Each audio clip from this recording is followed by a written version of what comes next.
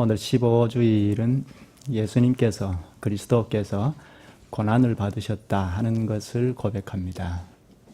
37문에서는 예수님이 고난을 받으사 하는데 이 고난 받으신 의미가 무엇인가 하는 것을 가르치고 38문에서는 본디오 빌라도 아래에서 고난을 받으셨다고 하는데 이것은 어떤 의미가 있는가 하는 것을 가르치고 39문에서는 십자가에 못 박히셨다는 이것이 주는 의미는 무엇인가, 특별히 왜 십자가에 못 박히셔야 하는가 하는 이 점에 문제를 우리에게 잘 가르칩니다.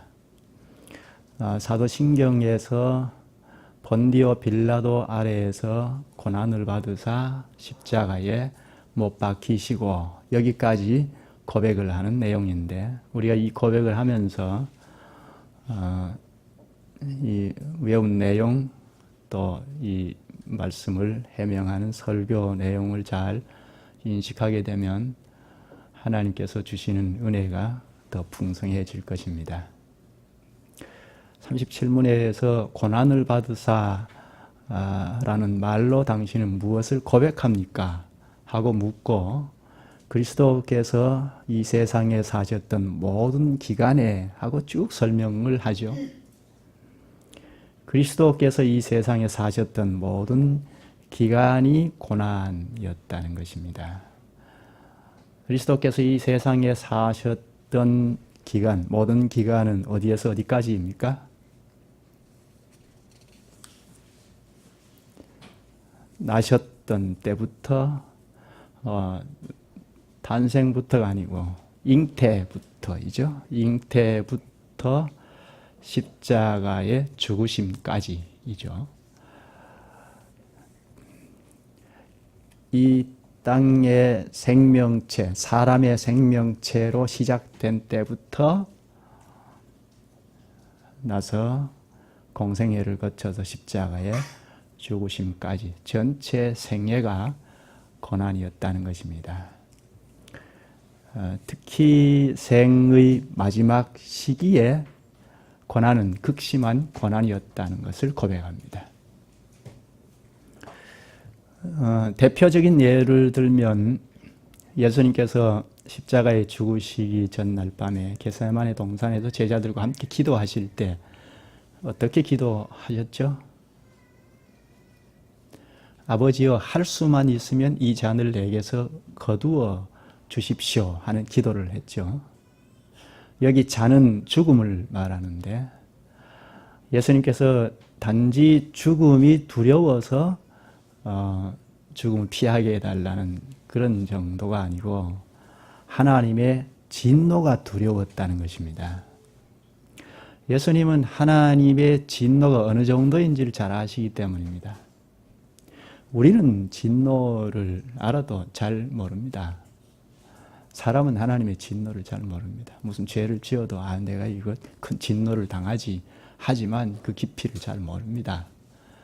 그런데 예수님은 하나님이시니까 인류의 모든 죄를 자기가 짊어지신 그 죄에 대한 하나님의 진노가 얼마나 큰가 하는 것을 알고 계시니까 그게 두려웠던 것입니다.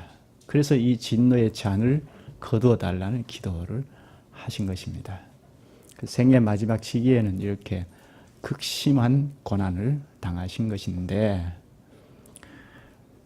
예수님의 이 세상의 전체 생애가 한마디로 말한다면 고난이라는 말입니다.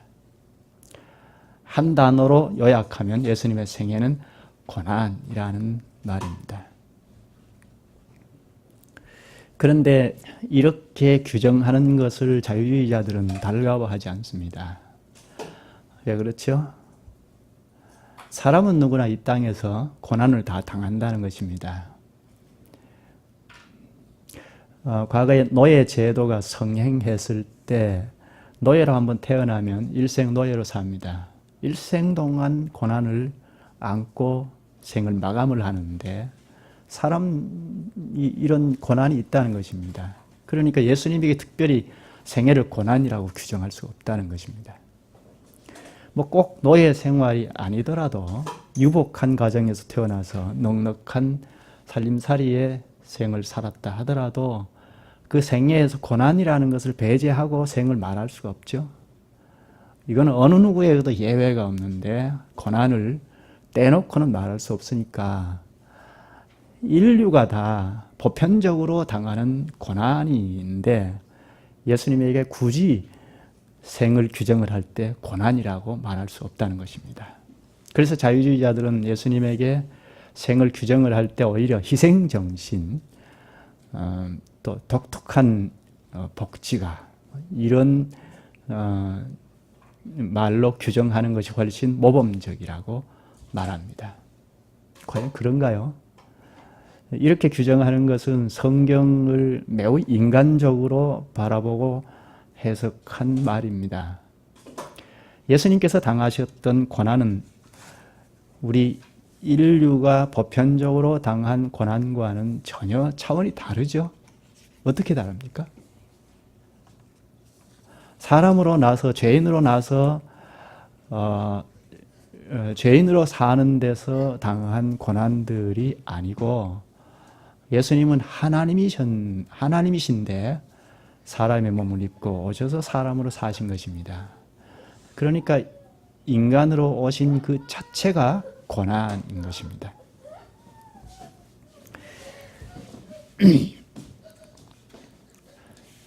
첫째, 예수님께서 당하신 이 고난은 시간적으로 보면 인생 전체가 고난이었습니다. 그래서 요리문답에 그리스도는 이 세상에 사셨던 모든 기간에 하고 고백을 합니다. 우리가 당하는 고난과는 차원이 다른 고난입니다. 더구나 그의 생의 마지막에는 순환이 극치였다고 할 수 있습니다. 또 하나는 인간성, 예수님의 인간성 자체가 고난이었다는 것입니다. 특히 인간성 자체라는 것은 몸과 영혼 모두의 고난인데 특히 영혼의 고난이 컸다고 할 수 있습니다. 성경에 보면 신체적인 고난을 그렇게 부각해서 말하고 있지는 않습니다. 예수님께서 당하신 영혼의 고난이 매우 컸다고 할 수 있습니다. 사람은 도무지 이해할 수 없었지 않습니까? 예수님의 삶을 이해해 주는 사람이 그렇게 많지 않습니다.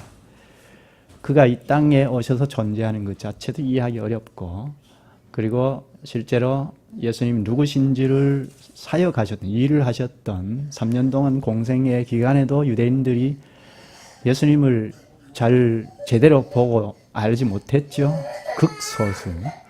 오전에 보았지만 제자들이 겨우 예수님을 하나님으로 제대로 알고 고백을 했지, 대부분의 사람들은 예수님의 그 사역을 잘 이해하지 못했죠. 예수님이 이 땅에, 하나님이 이 땅에 오셔서 사신 것을 잘 이해하지 못했습니다. 더더욱이 예수님께서 큰 고난이었던 것은 우리의 죄를 짊어지시고 인간으로 사신 것이기 때문에 더 고난이었던 것입니다. 중보자의 고난이라 할 수 있죠. 이런 죄를 짊어지시고 사시면서 자신을 이해하지 못하는 인간들을 배려하면서 살아야 하셨던 이것이 매우 큰 고난이라는 것입니다. 우리의 죄를 대신 짊어지시고 당하신 그 고난을 이해해 주지 못할 뿐 아니라 오히려 유대 종교 지도자들 또 로마 병정들까지도 온갖 조롱을 다 하지 않았습니까? 이것이 예수님에게는 큰 고난이었습니다. 물론 그가 받은 신체적인 고난도 적지는 않습니다. 이렇게 예수님께서 무엇 때문에 고난의 삶을 사셨는가 하는 것입니다. 왜 이 세상에 오셔서 고난의 삶을 사셨습니까? 한마디로 사랑이라고 할 수 있죠. 하나님께서 이 세상을 사랑하셔서 독생자를 이 땅에 보내주셨는데 이것을 하나님의 크신 사랑이었다는 말로 표현하는 것이 가장 적합하리라고 봅니다. 빌립보서 2장 8절에 보면 그가 사람의 모양으로 나타나셨으며 자기를 낮추시고 죽기까지 복종하셨으니 곧 십자가의 죽으심이라.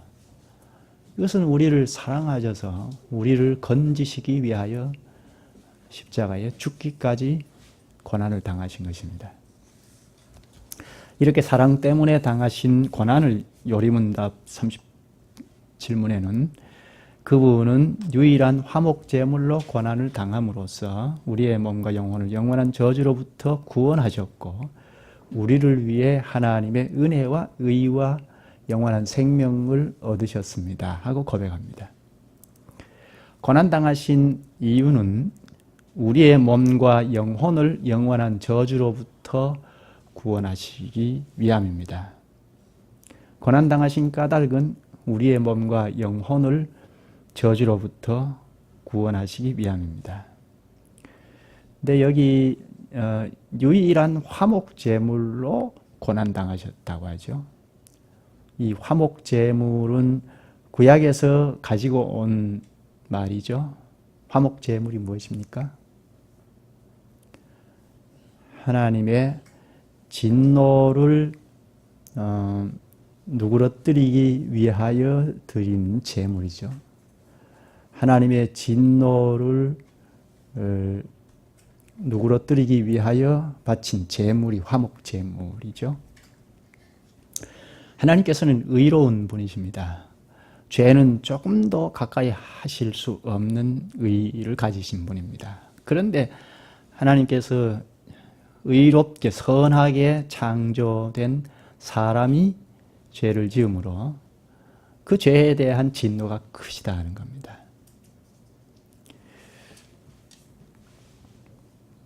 의로운 그분 앞에 지은 죄이기 때문에 하나님께서는 노하시는 것입니다. 근데 어떤 사람은 하나님께서 그렇게 노하실 이유가 있는가? 하나님은 오히려 사랑인 아닌가? 하나님은 사랑이시다 하고 교회마다도 플랜카드 걸어놓고 하나님 사랑을 전면에 내세우고 강조하지 않습니까? 그런데 이렇게 하나님의 사랑을 전면에 내세우고 강조하면 허점에 빠집니다. 하나님의 진노가 분명히 있는데 하나님의 의가 있는데 하나님의 사랑을 전면에 내세우고 나가면 이 의와 진노를 경감시킵니다. 여기에 이제 허점이 있습니다. 하나님의 사랑을 제대로 잘 인식하려면 하나님께서 얼마나 큰 진노를 하셨는가, 하나님의 의가 무엇인가 하는 것을 알아야 하는데 하나님께서 노하시는 건 죄에 대한 진노이지 않습니까? 특히 독생자 예수 그리스도를 십자가에 죽는 데까지 내어주실 만큼 노하신 그 노는 바로 예수님이 짊어지신 그 진노의 짐은 우리를 위함이죠. 우리를 건지시기 위하여 진노의 짐을 짊어지신 것 아닙니까?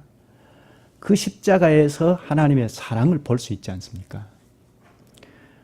따라서 하나님의 진노, 하나님의 의를 인식을 해야 특히 십자가에서 하나님의 진노를 의를 만족해 하는 희생제사였다는 것을 볼 수 있어야 그 십자가에서 하나님의 사랑도 볼 수 있죠. 우리가 저렇게 진노를 당해야 하는 존재인데 예수님께서 대신 짊어지셨다는 것을 제대로 인식할 수 있어야 하나님의 사랑을 제대로 인식할 수 있죠. 그러니까 하나님의 진노를 잘 알아야 하나님의 사랑도 제대로 알 수가 있습니다. 그렇지 않고 그냥 진노하시는 분이 아니다, 하나님의 사랑이다, 하나님은 사랑이시다 하고 사랑만 전면에 내세우고 가면 진노를 약화시키고 그렇게 되면 결국은 하나님의 사랑도 약화가 됩니다. 예수님께서 고난의 삶을 사셨던 이유는 첫째는 우리의 몸과 영혼을 영원한 저주로부터 건지시기 위함이다 하는 것이고, 둘째는 영원한 생명을 주시기 위함입니다. 요리문답 37문에 끝에 고백을 하죠. 우리를 위해 하나님의 은혜와 의와 영원한 생명을 얻었다 하죠. 예수님께서 우리를 위하여 먼저 십자가의 진노에, 하나님의 진노의 짐을 짊어지셔서 결국 하나님의 은혜와 의와 영생을 얻으셨습니다. 그것을 우리에게 주신 것입니다. 그래서 우리가 현재도 주님의 생명 가운데 이 생명을 누리고 있고 이 생명을 발휘하고 살아갈 수가 있습니다. 예수님께서 죽음에까지 순종한 삶을 사신 것 때문에 오늘 그분에게 붙어있는 지체로 살아가는 우리의 순종도 하나님께서 받아주십니다. 우리의 순종 자체는 흠이 많지 않습니까? 그런데 우리를 대신하여 그리스도께서 온전하신 순종을 하신 덕분에 주님께서 우리의 순종도 받아주시는 것입니다. 또 하나 의문은 38문인데 그분은 왜 재판장 본디오 빌라도 아래에서 고난을 받으셨습니까? 여기 빌라도는 로마 총독입니다. 당시에 로마 당국에서 유대를 관할하도록 파송해 준 총독인데요. 로마의 지배를 받고 있는, 당시에는 유대인들이, 유대 나라가 로마의 지배를 받고 있었던 속국이었으니까. 그런데 이 유대에서 잦은 반란이 일어나니까 로마 당국에서 총독을 직접 파송해서 관할을 하도록 했습니다. 예수님 당시에 부임한 총독이 바로 빌라도 총독이었습니다. 6월절 전후로 해서 밀란이 일어난다는 소문이 나돌자 원래 총독 관저가 가이사랴에 있었는데 이 6월절을 앞두고 유대 지역으로 관저, 총독 관저를 옮겼는데 이때 예수님이 기소되어 재판을 받게 되었습니다. 그런데 왜 빌라도 아래에서 고난을 받았다고 하느냐 하는 거죠. 이것이 의문이 되는 것은 빌라도에게만 고난받은 것은 아니거든요. 오히려 유대인들, 유대 민중들에게 더 큰 고난을 받았다 할 수 있고 유대를 지도하는 사내들인 공회가 예수님이 기도할 때 붙잡아가서 정식 재판에 회부하기 전에 신문을 하지 않았습니까? 신문할 때 이미 사형이라는 판결을 내려놓고 죄의 몫을 찾았죠. 한 사람도 그 초동 수사가 굉장히 중요한데 처음에 이 사람이 사실 판단을 하는 것이 중요한데 먼저 죄인이라고 결정해놓고 죄를 찾으면 누구든지 다 죄인이 되죠. 죄가 없는 사람도 죄를 찾을 수 있고 죄인을 만들 수 있는데 예수님은 이미 사형이라는 판결을 내려놓고 죄 몫을 찾는 이런 형국이었습니다. 그러니까 사내들인 공회 앞에서 받은 조롱, 고난이 더 크다 할 수 있죠. 거기다가 제사장들에게도 고난을 받았고 그리고 로마 병정들에게도 고난을 받았지 않습니까? 그러니까 꼭 빌라도에게 고난을 받았다고 말하기는 너무 무리가 아닌가 할 수 있죠. 왜 빌라도 아래에서 고난을 받았다고 하는가? 그것은 첫째는 예수님의 고난이 역사적인 사실이었음을 증명하기 위함입니다. 당시의 사람들은 역사를 기록할 때 통치자의 즉위부터 계산하는 것이 통상적인 예였습니다. 성경의 기록도 그런 경우가 몇 곳이 있는데요. 당시는 연월일이 세계적으로 통용되지 않은 때이고 또 오늘같이 체계화되지 않은 때이기 때문에 어떤 사건의 시기를 알리기 위해서는 그 시기에 역사적인 인물, 왕의 통치, 즉위 이런 것들을 기점으로 해서 계산하는 것이 통례였습니다. 그래서 주님께서 당하신 고난을 말할 때 당시에 역사적인 인물인 총독을 말한 것입니다. 그래서 주님의 고난과 십자가의 죽음이 역사적인 사실이었음을 증명하기 위하여 본디오 빌라도 아래에서 고난을 받았다고 하는 것입니다.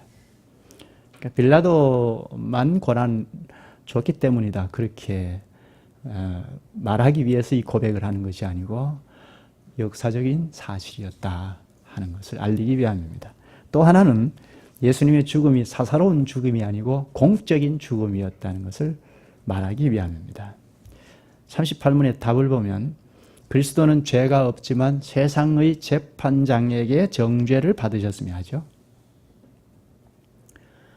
죄가 없는데 재판장, 당시의 세상의 재판장, 누구나 알 수 있는 재판장에게 정죄를 당했다는 것입니다.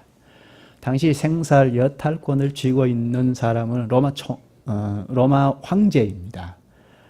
그 황제의 대리자로 총독이 예수님을 신문하고 재판을 한 것입니다. 당시에 가장 극형이라면 아주 악한 중죄인을 형벌할 때 십자가에 매 달았는데 예수님께서 그런 극형의 처형을 당한 것입니다. 그런데 이렇게 심판을 받은 것이 단지 빌라도 심판을 받았다는 정도가 아니고 하나님께서 그 빌라도를 사용하셔서 예수님을 심판하신 거란 말입니다. 잠깐 좀 찾아보죠. 요한복음 19장입니다. 38문에 우리가 외운 이 답을 염두에 두고 봤으면 하는데요. 그리스도는 죄가 없지만 세상의 재판장에게 정죄를 받으셨으며 이로써 우리에게 임할 하나님의 저주와 심판에서 우리를 구원하셨다고 고백을 하지 않습니까? 이 고백을 염두에 두고 찾았으면 19장 11절을 보십시다.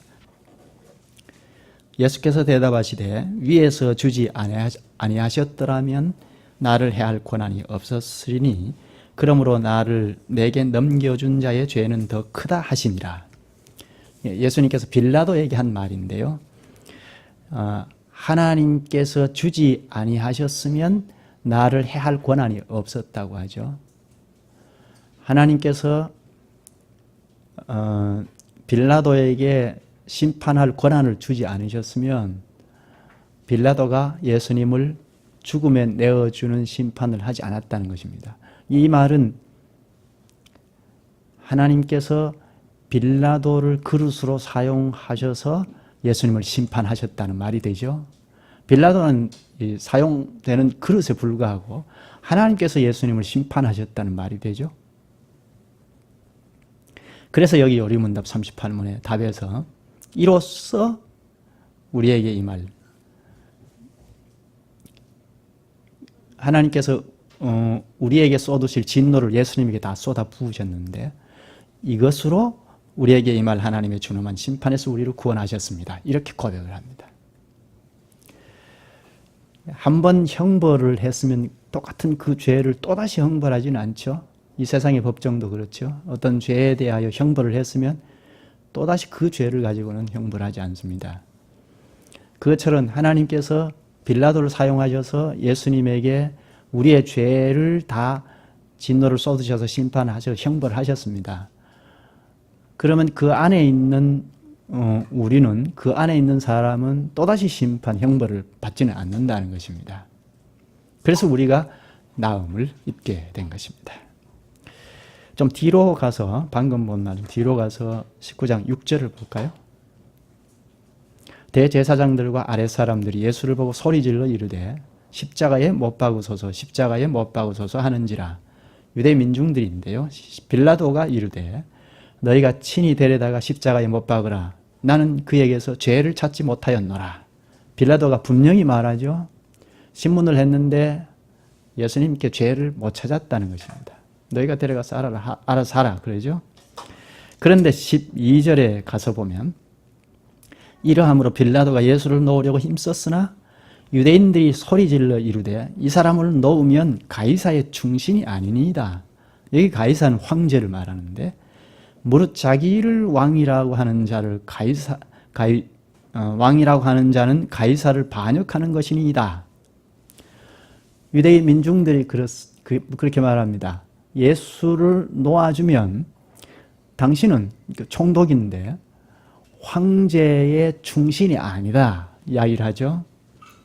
그리고 예수님은 자신이 왕이라고 했는데 당시의 왕이라면 로마 황제뿐입니다. 그런데 왕이다 하고 나오면 황제를 대항하는 행위이기 때문에 유대 민중들이 이 사람을 놓아주면 황제를 반역한 자를 놓아주는 죄가 된다 하고 빌라도를 압박을 합니다.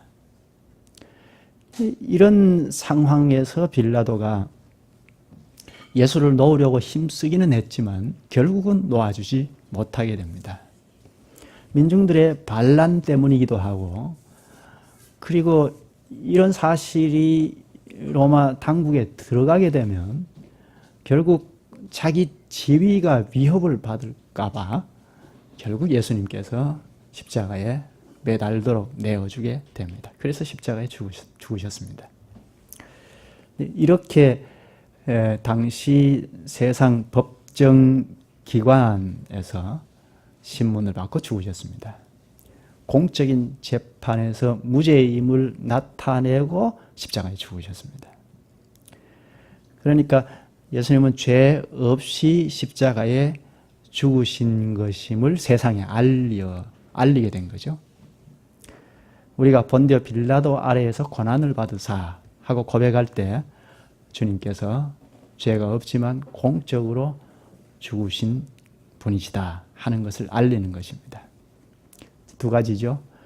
빌라도 아래에서 죽었다는 것은 예수님께서 역사적인 사실로 죽으신 것이다. 이건 신화적인 이야기가 아니다 하는 것이고, 그리고 공적인 죽음이었다. 죄가 없는데 공적으로 죽으셨다 하는 것을 알리는 것입니다. 또 한 가지 질문은 39문인데요. 예수님께서 왜 십자가 나무에서 죽으셨는가 하는 것입니다. 그리스도께서 십자가에 못 박히심은 달리 돌아가신 것보다 특별한 의미가 있습니까? 하고 묻죠. 십자가 나무에 죽으신 특별한 의미가 있는가? 우리가 어떤 사건이나 문제를 볼 때 눈에 보이는 대로 보고 판단을 하면 본질은 못 찾죠. 우리가 자칫하면 그렇게 되어 있습니다. 어떤 사람을 지목해서 저 사람은 큰 죄를 지었어 하고 두 사람, 세 사람 이렇게 자꾸 말이 옮겨지고 해서 그러면 상황이 만들어지게 되어서 본질을 찾지 않는 데서 그냥 그 분위기에 의해서 눈에 보이는 대로 죄인을 만들어버리죠. 나도 거기에 참여하게 되죠. 예수님이 십자가에 죽으신 것도 그때 당시 분위기는 그렇게 됐습니다. 분명히 죄가 없는데도 많은 사람들이 너도 나도 십자가에 죽여야 한다 하는 그 분위기가 정황이 만들어져서 예수님께서 십자가에 죽으셨습니다. 그런데 이 죽음이 애매한 죽음이지 않습니까? 이 사건을 오늘 본문 몇 곳을 읽었는데요. 성경의 사복음서를 자세히 읽어나가면 예수님께서 굉장히 애매하게 십자가 형틀에 당시에 아주 악한 죄인이 매달은 그 사형틀에 죽게 되었다 하는 것을 볼 수 있습니다. 이렇게 하고 그치면 곤란하죠. 오늘 우리도 성경을 읽을 때 우리가 눈에 보이는 대로만 읽으면 본질을 잘 못 찾게 됩니다. 그런데 당시의 사도들은 굉장히 고민을 많이 했습니다. 십자가에 달려 죽으신 것이 무슨 의미가 있는가? 왜 십자가에 달려 죽으셔야 하는가? 이 문제를 굉장히 고민을 많이 했습니다. 그런데 우리가 고민을 할 때, 무슨 고민을 하든지 고민을 할 때 어떻게 하는 것이 바람직합니까? 문제를 해결하기 위해서는 고민을 할 필요가 있는데 말씀으로 돌아가서 하는 것이 반드시 필요합니다. 그냥 우리가 스스로 고민을 하면 우리 수준을 못 뛰어넘습니다. 어떤 사안을 놓고 고민을 할 때 반드시 말씀으로 돌아가서 고민하는 것이 필요하죠. 사도들이 그랬습니다. 왜 예수님께서 십자가에 죽으셨는가 하고 고민을 하면서 말씀으로 돌아가 보니 한 구절이 떠올랐습니다. 그것이 바로 신명기 21장 23절의 말씀입니다. 읽어드릴게요. 그 시체를 나무 위에 밤새도록 두지 말고 그날에 장사하여 내 하나님 여호와께서 내게 기업으로 주시는 땅을 더럽히지 말라. 나무에 달린 자는 하나님께 저주를 받았음이니라.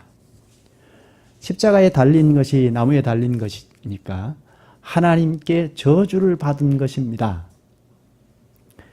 구약 교회에서 하나님의 백성들 중에 큰 죄를 짓게 될 경우에는 그 죄인에게 손을 대지 않기 위하여 돌로 쳐서 죽였습니다.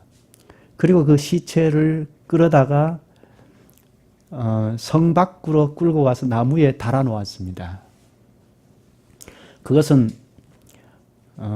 죄에 대한 신체적인 심판을 할 수 있었지만 그러나 영혼에 대해서는 사람이 심판을 할 수 없으니까 하나님께서 이 자를 심판해 주십시오 하는 뜻으로 나무 위에 달아서 온종일 두었습니다.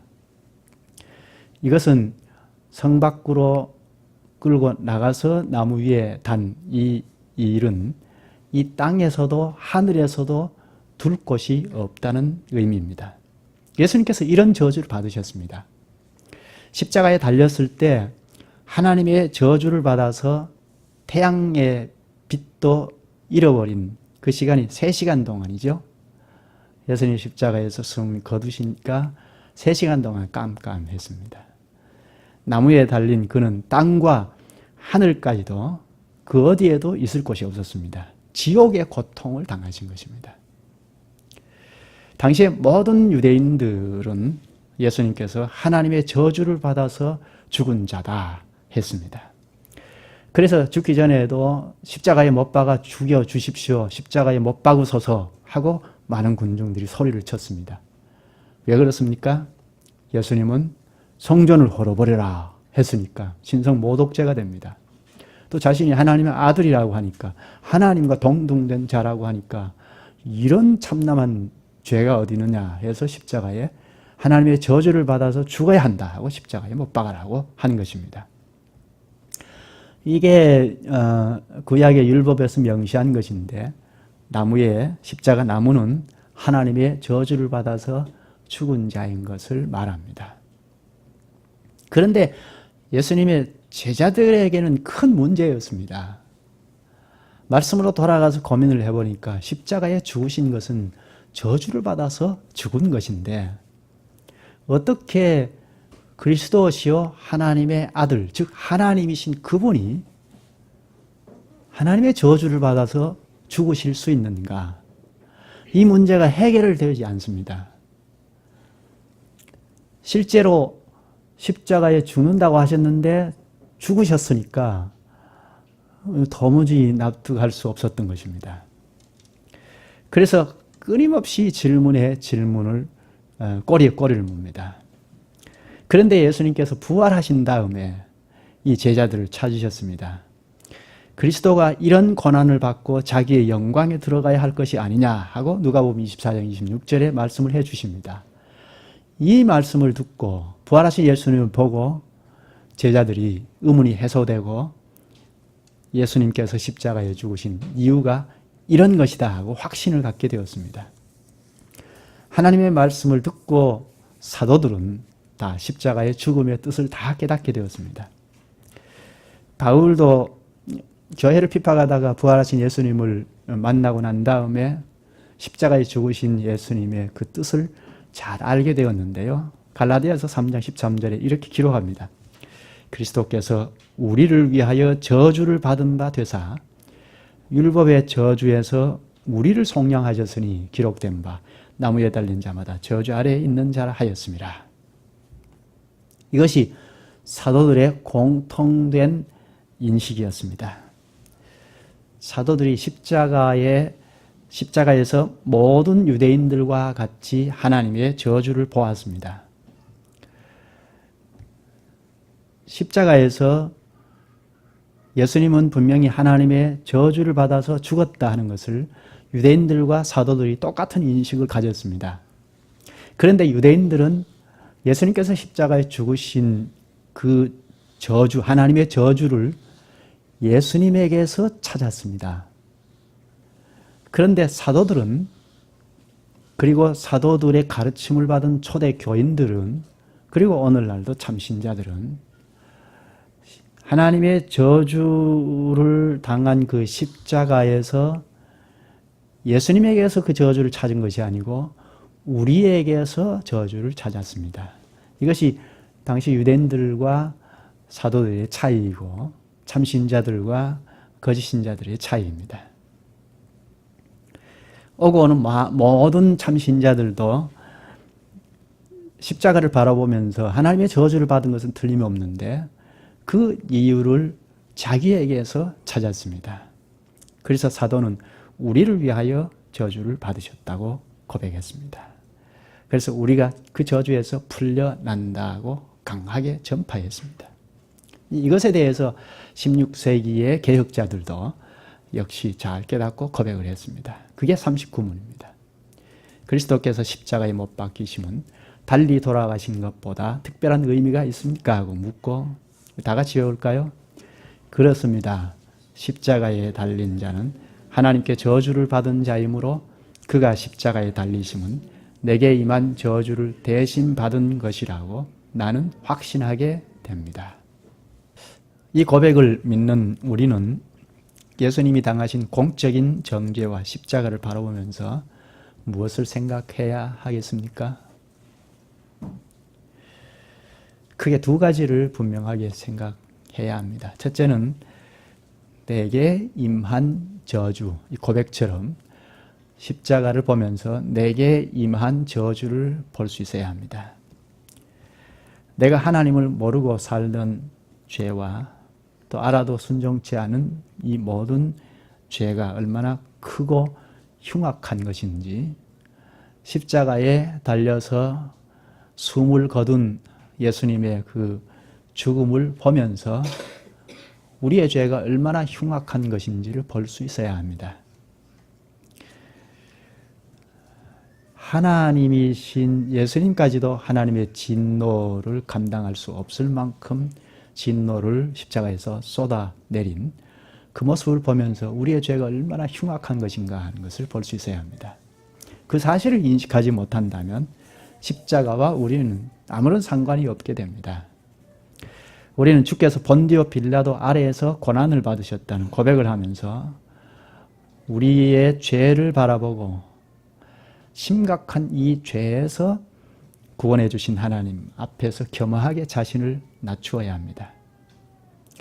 십자가 앞에서 다른 사람의 죄만 바라보고 있던 유대인들처럼 자신은 쏙 빠진 채 다른 사람의 죄만 바라보는 어리석음에 빠지지 말아야 합니다.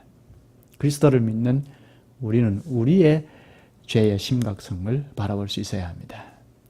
자신의 죄를 심각하게 바라보는 사람은 둘째, 십자가에서 나타난 하나님의 크신 사랑을 볼 수 있습니다.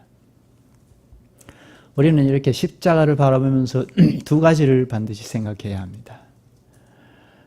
나의 죄가 얼마나 큰가 하는 것을 볼 수 있어야 하고 그 흉악한 죄에서 나를 건져주신 하나님의 크신 사랑이 얼마나 큰가 하는 것을 볼 수 있어야 합니다. 기도하실까요?